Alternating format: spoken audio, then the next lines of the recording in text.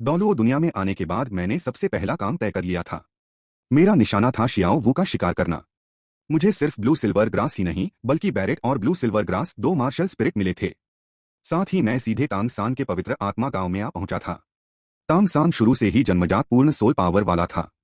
ऊपर से उसके पास एक टाइटल डुलियो पिता भी था। अगर मैं उससे सीधे टकराता तो बचना लगभग नामुमकिन था। इसलिए मैंने दूसरा रास्ता चुना।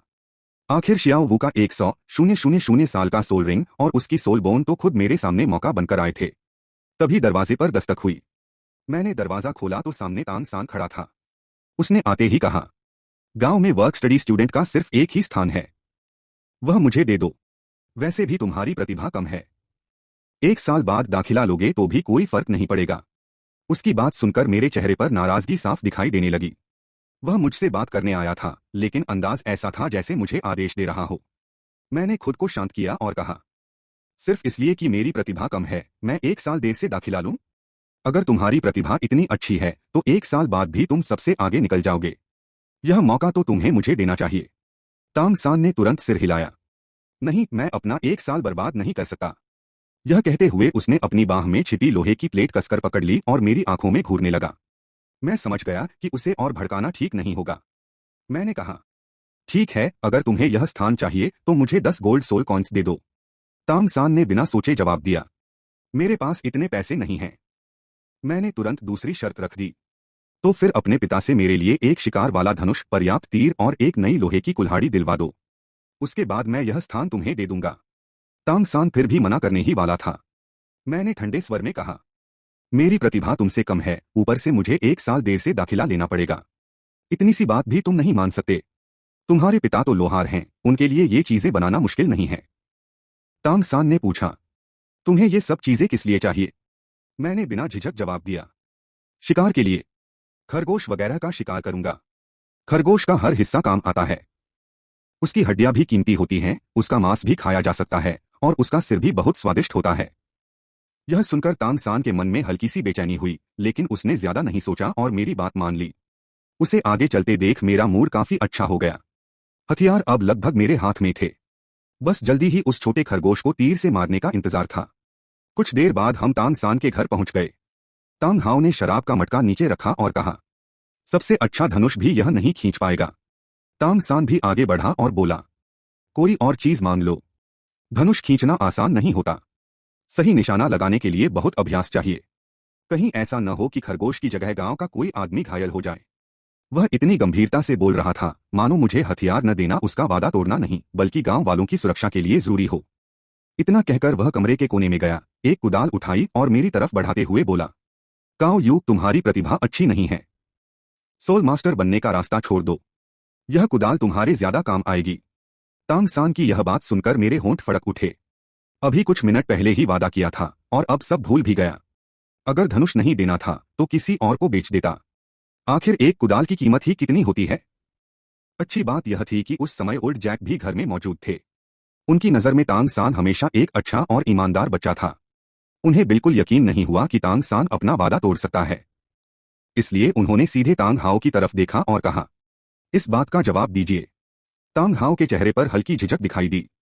वह बिना कुछ कहे अंदर गया और थोड़ी देर बाद एक तैयार धनुष तीर का सेट और एक नई लोहे की कुल्हाड़ी लेकर बाहर आया। उसने ठंडे स्वर में कहा, ये लो, सामान ले जाओ। मेरा बेटा तुम्हारा फायदा नहीं उठाएगा। यह सुनते ही मैंने अपना उदास चेहरा तुरंत बदल लिया और मुस्कुराते हुए सारा सामान ले लिया। धन्यवाद चाचा। और तांग san, तुम्हारा भी शुक्रिया। जब खरगोश का शिकार करूंगा तब तुम्हें खरगोश का सिर जरूर खिलाऊंगा। तांग संप्रदाय की शुरुआत सिचुआन से हुई थी और तांग san बचपन से मसालेदार खरगोश का सिर खाता आया था। लेकिन न जाने क्यों मेरी बात सुनकर उसके दिल में अचानक बेचैनी होने लगी। उसे ऐसा महसूस हुआ जैसे वह बहुत जल्द अपनी कोई बेहद महत्वपूर्ण चीज खोने वाला हो। अपना काम पूरा होते ही मैंने एक पल भी बर्बाद नहीं किया। मैंने ओल्ड जैक को नमस्ते कहा, सामान कंधे पर उठाया और सीधे घर लौट आया। घर पहुंचकर मैंने पहले से तैयार किया हुआ सामान निकाला। कुछ सिल्वर सोल कॉइन्स, चकमक पत्थर, नमक और थोड़ा सा सूखा भोजन। सब कुछ साथ लिया और बिना पीछे मुड़े गांव से बाहर निकल पड़ा। लोडिंग शहर के आसपास कुल 13 गांव थे। स्टार डॉ जंगल शहर के दक्षिण पश्चिम में स्थित था। पश्चिम दिशा में वांगहुन गांव और दीहुन गांव थे, जबकि दक्षिण में केवल पवित्र आत्मा गांव था। मुझे याद था कि शियाओ वू और तांग san लगभग एक ही समय पर छात्रावास के लिए निकले थे। लेकिन दोनों की शहर के प्रवेश द्वार पर मुलाकात नहीं हुई। इसका मतलब था कि तांग सांग शायद पश्चिमी द्वार से गया था, और जिस गांव को वर्क स्टडी स्टूडेंट का स्थान मिला था वह या तो वांगहुन गांव था या दीहुन गांव। यह सोचते ही मैं तुरंत वांगहुन गांव की ओर चल पड़ा। कुछ घंटों बाद दूर से गांव में उठता हुआ धुआं दिखाई दिया। उसी समय मेरी नजर दूर खड़ी एक लड़की पर पड़ी। उसने गुलाबी रंग की पोशाक पहन रखी थी। उसके कमर तक लंबे गुलाबी बाल पोनीटेल में बंधे हुए थे और सिर पर खरगोश के कानों जैसी सजावट थी। उसे देखते ही मेरा दिल खुशी से भर गया। आखिरकार मिल ही गई। 1 लाख साल पुरानी सॉफ्ट बोन रैबिट शियाओ। आज रात तो खरगोश का मांस जरूर खाऊंगा। मैंने गहरी सांस लेकर खुद को शांत किया। फिर चारों तरफ ध्यान से देखा और पक्का कर लिया कि आसपास कोई गवाह नहीं है। मैंने धीरे से अपना शिकार वाला धनुष निकाला, उस पर तीर चढ़ाया और दूर खड़ी शियाओ वू पर निशाना साध लिया। उधर शियाओ वू को भी जैसे किसी खतरे का आभास हुआ। उसने सहज ही मेरी दिशा में मुड़कर देखा। अगले ही पल स्विश, तीर हवा को चीरता हुआ बिजली की रफ्तार से निकला। मांस चीरने की आवाज गूंजी। तीर सीधे शियाओ वू के घुटने में जा धंसा। तेज दर्द से उसकी आंखों में तुरंत आंसू भर आए। वह मन ही मन घबरा गई। ये दुनिया कितनी डरावनी है। सिर्फ 6-7 साल का बच्चा इतना बेरहम कैसे हो सकता है। मैंने इसका क्या बिगाड़ा था जो ये मुझ पर हमला कर रहा है। तेज दर्द को सहते हुए शियाओ वू तुरंत एक बड़े पेड़ के पीछे छिप गई। लेकिन छिपते समय 2-3 और तीर उसकी टांगों में आ लगे। मेरा दिल तेजी से धड़क रहा था। मैंने जमीन पर गिरे खून के धब्बों को देखा और तुरंत समझ गया कि शिकार कहाँ छिपा है। मैंने धनुष वापस रख दिया और वह लोहे की कुल्हाड़ी मजबूती से पकड़ ली, जिससे पिछले 2 महीनों में मैं लगभग 100 सॉफ्ट बोन रैबिट्स का शिकार कर चुका था। फिर मैं चुपचाप घूमकर शियाओ वू की नजर से ओझल जगह पर पहुंचा और झाड़ियों के पीछे छिपकर उसकी स्थिति देखने लगा। मैंने जल्दी जल्दी अपने मन में हिसाब लगाया। शियाओ वू की बाईं टांग में 2 तीर लगे थे, लेकिन हड्डी नहीं टूटी थी। तीर भी निकाल दिए गए थे, इसलिए वह अभी भी थोड़ा बहुत हिल सकती थी। लेकिन दाहिने घुटने वाला तीर किस्मत से हड्डी की दरार के बिल्कुल पास जा घुसा था। उसकी दाहिनी टांग लगभग बेकार हो चुकी थी। इस हालत में उसके खड़े होने की संभावना लगभग नहीं के बराबर थी। जख्म से बहुत ज्यादा खून भी नहीं बह रहा था, इसलिए उसके बेहोश होने का इंतजार करना बेकार था। मैंने तुरंत फैसला कर लिया, अब सीधे हमला करना होगा। यह सोचते ही मैं अचानक झाड़ियों से बाहर निकल पड़ा। सब कुछ मेरी उम्मीद से भी ज्यादा आसान रहा। शियाओ वू डर के मारे चीख उठी और मैंने पूरी ताकत से उसकी गर्दन पर कुल्हाड़ी चला दी। सब खत्म हो गया। शियाओ वू की आंखों से आंसू लगातार बह रहे थे। मैं कितनी मूर्ख थी। मुझे इस समय स्टार डॉ जंगल से बाहर नहीं आना चाहिए था। दामिंग, एयरमिंग, अगले जन्म में फिर मिलेंगे। लेकिन कुछ पल बाद उसे कोई दर्द महसूस नहीं हुआ। उसने धीरे धीरे आंखें खोली। उसने देखा कि कुल्हाड़ी की धार उसकी गर्दन पर आकर रुक गई थी। जैसे ही वह कुछ बोलने वाली थी, मैंने तुरंत कुल्हाड़ी पलट दी और उसके पिछले सिर पर कुल्हाड़ी के पिछले हिस्से से जोरदार वार कर दिया। धड़ाम! शियाओ वो तुरंत बेहोश होकर जमीन पर गिर पड़ी। उसे बेहोश देखकर मेरे दिल में खुशी की लहर दौड़ गई। 1 लाख साल की सोल बोन अब लगभग मेरे हाथ लग चुकी थी। लेकिन मैंने खुद को तुरंत संभाल लिया। नहीं, अभी खुश होने का समय नहीं है। जब तक शिकार पूरी तरह हाथ न आ जाए तब तक जरा सी भी लापरवाही नहीं करनी चाहिए। मैंने एक बार फिर चारों ओर ध्यान से देखा और यह पक्का कर लिया कि आसपास कोई गवाह नहीं है। इसके बाद मैंने शियाओ वू के कपड़ों का एक टुकड़ा फाड़कर उसके घावों पर हल्की पट्टी बांध दी, ताकि रास्ते में ज्यादा खून बहने से उसकी मौत न हो जाए। फिर बचे हुए कपड़े से उसके हाथ पैर कसकर बांध दिए। उसके बाद उसे एक बोरे में डालकर कंधे पर उठाया और बिना रुके उस गुप्त जगह की ओर चल पड़ा जिसे मैंने शिकार के दौरान खोजा था। 2 घंटे से भी ज्यादा समय बाद आसमान में पूरा चांद चमक रहा था। मैं शियाओ वू को लेकर उस गुफा में पहुंचा जहां पिछले 2 महीनों से रह रहा था।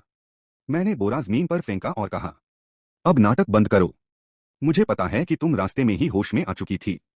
लेकिन शियाओ वू फिर भी बेहोश होने का नाटक करती रही। मैंने बिना कुछ कहे उसे एक लात मार दी। बोरा हल्का सा हिला। मैंने रस्सी खोल दी। अंदर से शियाओ वू का मासूम और डरा हुआ चेहरा दिखाई दिया। उसने घबराकर पूछा, तुम आखिर हो कौन? मैंने कहा, मुझे पता है कि तुम्हारे मन में बहुत सवाल हैं, लेकिन पहले मेरी बात पूरी सुन लो। अगर मानोगी तो बस सिर हिला देना। यह समझकर कि अब उसके पास भागने का कोई रास्ता नहीं है, शियाओ वू की आंखों की चमक फीकी पड़ गई। मैंने बिना समय गवाए सीधे अपनी बात शुरू की। इस दुनिया में 3 जगह ऐसी हैं जहां भगवान की विरासत मौजूद है। उनमें से एक जगह वही स्पिरिट हॉल है जहां तुम्हारी मां की हत्यारिन बीबी डोंग रहती है। उसे पहले ही राक्षस देव की विरासत मिल चुकी है और उसका डिवाइन ट्रायल भी लगभग पूरा हो चुका है। ज्यादा से ज्यादा 20 साल के भीतर वह भगवान बन जाएगी। मैंने शियाओ वू की तरफ देखते हुए कहा, मुझे पता है कि तुम जंगल से बाहर सिर्फ अपनी मां का बदला लेने के लिए आई हो। लेकिन अपनी मौजूदा ताकत देखकर बताओ, क्या तुम्हें सच में लगता है कि तुम्हारे पास बदला लेने की कोई उम्मीद है? शियाओ वू ने मेरी तरफ देखा। उसकी आंखों में नफरत के साथ साथ डर भी साफ दिखाई दे रहा था। उसने पूछा, तुम आखिर कहना क्या चाहते हो? तुम्हें यह सब कैसे पता है? और मैं तुम पर भरोसा क्यों करूं? मैंने शांत स्वर में कहा, सच कहूं तो तुम्हारे पास इस जन्म में अपनी मां का बदला लेने की कोई उम्मीद नहीं है। तुम काफी समय पहले जंगल से बाहर आ चुकी हो, लेकिन अब तक अपना पहला सोल रिंग भी हासिल नहीं कर पाई हो। शियाओ वू ने ठंडे स्वर में कहा, मेरे सामने ये झूठे खेल मत खेलो। तुम बस मुझे बहला फुसलाकर अपना बलिदान दिलवाना चाहते हो। मैं शियाओ वू चाहे इस गुफा में सिर टकराकर मर जाऊं, लेकिन तुम्हारे लिए कभी बलिदान नहीं दूंगी। मैंने उसकी बात सुनकर कहा, शुरू में मेरा इरादा सिर्फ तुम्हें मारकर तुम्हारी सोल बोन लेने का था, लेकिन अब जब तुम मेरे हाथ लग चुकी हो तो मैंने अपना फैसला बदल दिया है।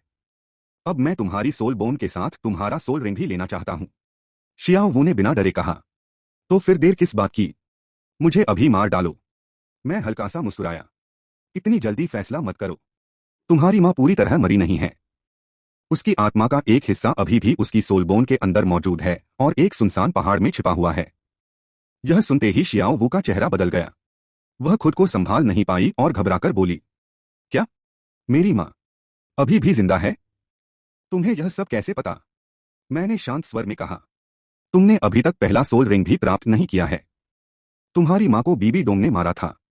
बीबी डोंग का दूसरा martial soul death spider emperor है। तुम्हारी मां उसका सोल रिंग बन चुकी है। और जिन दामिंग और एयर मिंग की तुम बात कर रही हो, वे 1 लाख साल पुराने एज़्योर बुल पाइथन और टाइटन जायंट एप हैं। जैसे जैसे मैं ये सारी बातें बताता गया, शियाओ वू की आंखों में नफरत की जगह हैरानी भरती चली गई। जब मुझे लगा कि सही समय आ गया है, तब मैंने अपनी शर्त रखी, अगर तुम मेरा बलिदान स्वीकार कर लो तो मैं अपने मार्शियल सोल की शपथ लेकर कहता हूं कि बीबी डोंग से पहले भगवान बनूंगा। उसके बाद तुम्हें और तुम्हारी मां दोनों को फिर से जीवित कर दूंगा। शियाओ वू ने तुरंत पूछा, तुम्हें क्यों लगता है कि तुम भगवान बन सकते हो? डोलुओ महाद्वीप में हजारों वर्षों में केवल 2 ही भगवान बने हैं। मैंने उत्तर दिया, मुझे बहुत से ऐसे रहस्य पता हैं जिन्हें कोई नहीं जानता। मुझे भगवान की विरासत वाली जगहों के अवसर भी मालूम हैं। इन्हीं के सहारे मेरे पास बीबी डोंग से पहले भगवान बनने की उम्मीद है। और वैसे भी इस समय मेरे लिए बलिदान देने के अलावा तुम्हारे पास कोई दूसरा रास्ता है क्या? यह सुनकर शियाओ वो चुप हो गई। मैंने तुरंत अपना ब्लू सिल्वर ग्रास और बैरिक मार्शियल सोल प्रकट कर दिया। उसे देखकर शियाओ वो हैरान रह गई। मैंने कहा, बीबी डोंग की तरह मेरे पास भी ट्विन मार्शियल सोल्स हैं। अगर तुम मेरा बलिदान स्वीकार करोगी तो मेरे पास इतिहास का पहला 1 लाख साल का पहला सोल रिंग होगा। मेरी जन्मजात प्रतिभा भी और अधिक बढ़ जाएगी। अगर इतनी योग्यता होने के बाद भी मैं भगवान बनने के योग्य नहीं हूं, तो फिर इस डोलुओ महाद्वीप पर और कौन होगा? शियाओ वू की आंखों में उलझन साफ दिखाई दे रही थी। समय धीरे धीरे बीतता गया। जब मेरा धैर्य लगभग टूटने वाला था, तभी शियाओ वू ने आखिरकार कहा, मैं तुम्हारे लिए बलिदान दे सकती हूं, लेकिन तुम्हें अपने मार्शियल सोल की शपथ लेनी होगी। उसकी आंखें लाल हो चुकी थीं। उनमें गुस्सा भी था और बेबसी भी। बीबी डोंग उसके सामने एक ऐसे पहाड़ की तरह थी जिसे वह कभी पार नहीं कर सकती थी। ट्विन मार्शियल सोल्स और डिवाइन ट्रायल के साथ उसे अपने बदले की कोई उम्मीद नजर नहीं आती थी। वह यह भी अच्छी तरह जानती थी कि उसके सामने खड़ा यह इंसानी बच्चा उसे किसी भी हाल में जिंदा नहीं छोड़ेगा। अगर वह राजी नहीं हुई तो वह उसे मारकर उसकी सोल बोन जरूर ले लेगा। मैंने गंभीरता से सिर हिलाया और कहा, भगवान को साक्षी मानकर मैं काओ यू अपने मार्शियल सोल की शपथ लेता हूं कि भविष्य में मैं शियाओ वू और उसकी मां दोनों को फिर से जीवित करूंगा। अगर मैं अपना यह वादा पूरा न कर सका तो मेरा मार्शियल सोल टूट जाए और मेरी मृत्यु हो जाए। यह सुनकर शियाओ वू की आंखों से आंसू बह निकले। वह बुदबुदाई, मां, दामिंग, एरमिंग, मुझे माफ कर देना। इतना कहकर उसने बिना किसी झिझक के अपना बलिदान शुरू कर दिया। एक लाल रंग की विशाल प्रकाशस्तंभ आकाश की ओर उठी। शियाओ वू का शरीर धीरे धीरे लाल क्रिस्टल में बदलकर मेरे शरीर में समा गया। उसी समय पवित्र आत्मा गांव में तांग सान को लोहार का काम सिखा रहा था। अचानक उसे कुछ महसूस हुआ। उसने तुरंत सिर उठाकर खिड़की के बाहर देखा। एक लाख साल पुराने सोल बीस्ट का बलिदान। यह कहते ही उसने हथौड़ा फेंका और बाहर दौड़ने ही वाला था, लेकिन तभी तांग सान अचानक घुटनों के बल जमीन पर बैठ गया। उसने एक हाथ से अपना सीना कसकर पकड़ लिया। आह, बहुत दर्द हो रहा है। मेरा दिल मेरा दिल बहुत दर्द कर रहा है। उसकी आंखों से आंसू लगातार बहने लगे। यह देखकर तांग हाओ हल्का सा भौहें सिकोड़कर वहीं रुक गया। तांग सान ही उसके बदले की आखिरी उम्मीद था। वह किसी भी कीमत पर उसे खो नहीं सकता था। उधर जैसे जैसे शियाओ वू का शरीर पूरी तरह विलीन होता गया, मेरा बैरिक मार्शियल सोल भी बदलने लगा। पूरा बैरेट अब गुलाबी क्रिस्टल से बनी एक कलाकृति जैसा दिखाई दे रहा था। उसके चारों ओर एक 100,000 साल का लाल सोल रिंग घूम रहा था। उसी समय मेरी बाईं टांग से लाल रोशनी चमकी। शियाओ वू की सोल बोन भी प्रकट हो गई।